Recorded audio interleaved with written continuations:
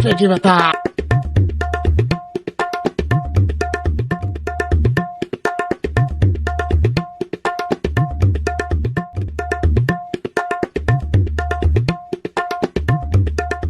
এ তো কোনো বেশি সমস্যা হয়নি, ওই সামান্য একটু গ্যাসের সমস্যা হয়েছে।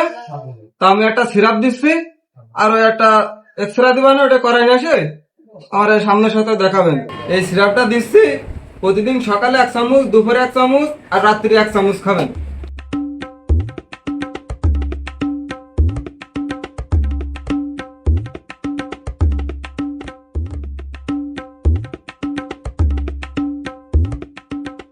ডাক্তার সাহেব আপনি কি ওষুধ লিখে দিয়েছেন? যে ওষুধ খেয়ে কমিনে আরো ব্যথা বাড়িছে, আর আপনি এই যে রিপোর্ট দিলেন, এই যে রিপোর্ট করা আনিছে, দেখেন দিন।